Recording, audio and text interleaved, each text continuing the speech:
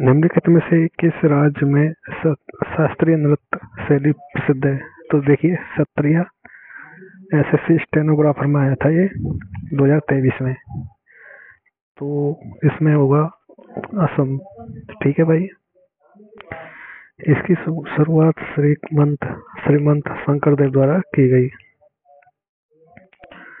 अगला क्वेश्चन है भाई, देखिए निम्नलिखित में से कौन सा कथन सत्य है? शास्त्रीय नृत्यों में रस भाव जैसी भारतीय तकनीकों की उत्पत्ति भरतमुनि के नाट्यशास्त्र में हुई है। भरतनाट्यम की उत्पत्ति उड़ीसा में हुई है। देखिए कौन सा कथन सत्य है?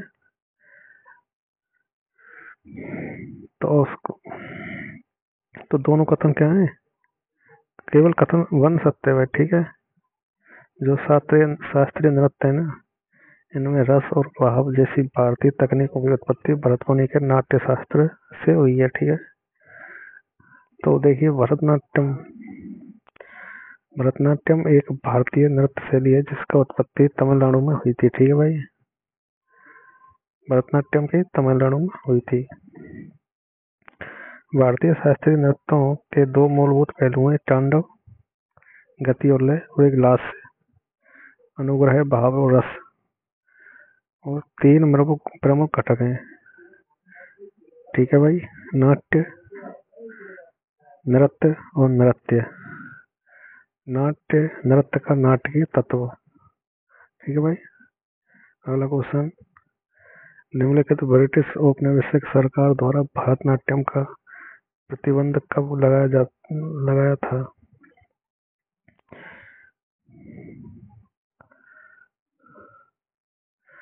ब्रिटिश औपनिवेशिक सरकार द्वारा भरतनाट्यम पर प्रतिबंध, औपनिवेशिक सरकार द्वारा भरतनाट्यम पर प्रतिबंध कब लगाया गया? सन 1910 में। तो भरतनाट्यम पर प्रतिबंध भी लगा था 1910 में। ठीक है भाई। भरतनाट्यम की उत्पत्ति तमिलनाडु में हुई है। कौन सा नृत्य महाराष्ट्र राज्य का लोक नृत्य? तो महाराष्ट्र का गरबा नहीं है, घूमर नहीं है, भांगड़ा या भांगड़ा भी नहीं है, तो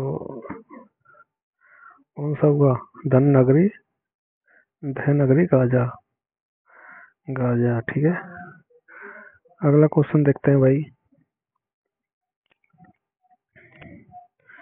देवनागरी गाजा राज्य और उनके लोक नृत्य महाराष्ट्र लावणी, पोवाड़ा नृत्य, कोली, भाग्य, मुरली, गुजरात डांडिया आदि।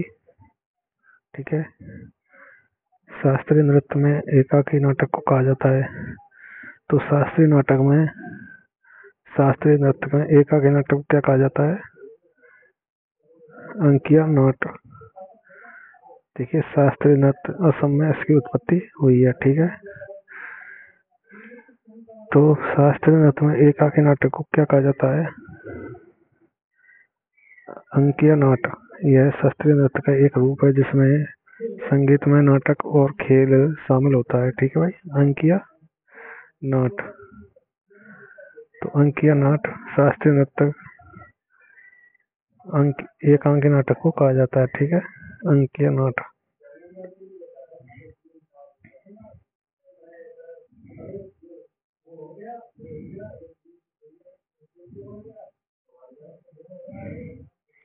भारत के अधिकांश शास्त्रीय नृत्य रूपों की उत्पत्ति हुई है।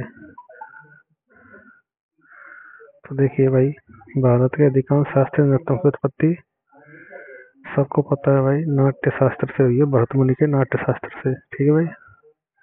भरतमुनि द्वारा संकलित है नाट्य शास्त्र। तो नाट्य शास्त्र से शास्त्रीय नृत्यों की उत्पत्ति हुई है। ठीक है। देखिए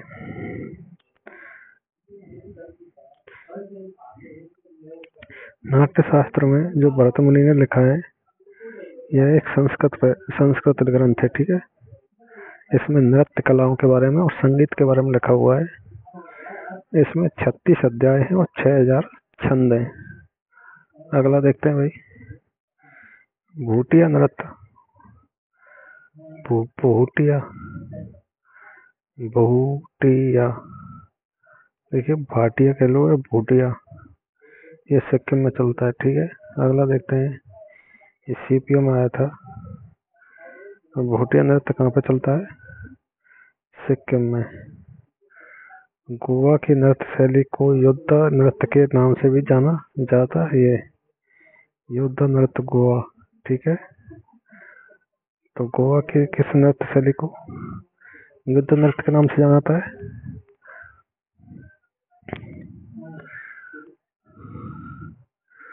तो घोड़े मोदनी, घोड़े मोदनी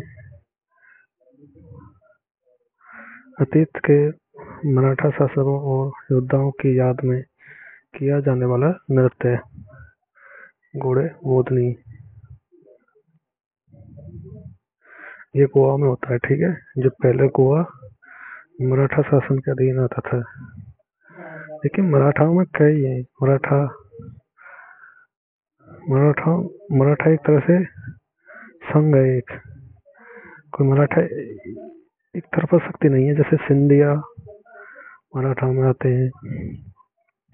आते थे, भले ही कोई भी जात के हों। ठीक है, और जैसे पेशवा अधिकतर ब्राह्मण होते थे, तो ये मराठा शासन के अधीन ही काम करते थे सब, जो है ना। ये पुणे में बैठते थे पेशवा, जबकि मराठा जो इनका जो शासक था वो दूसरे शहर में बैठता था। ऐसे ही होलकर है ना, ये इंदौर में बैठते थे। तो ये अलग अलग। तो योद्धा नृत्य को याद रखना है, जो मराठा योद्धा थे उनकी याद में गोवा में मनाया जाता है घोड़े मोदनी। निम्नलिखित में से कौन सा नृत्य राधा और कृष्ण की रासलीला पर आधारित है? तो देखिए, मणिपुरी नृत्य, मणिपुर में आपने देखा होगा। भारत के शास्त्रीय नृत्य भरतनाट्यम की खोज भाई तमिलनाडु में हुई है। ठीक है,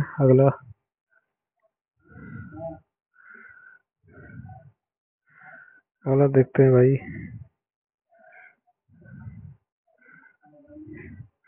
शास्त्रीय को 2000 में संगीत नाटक अकादमी द्वारा शास्त्रीय नृत्य के रूप में मान्यता दी गई थी।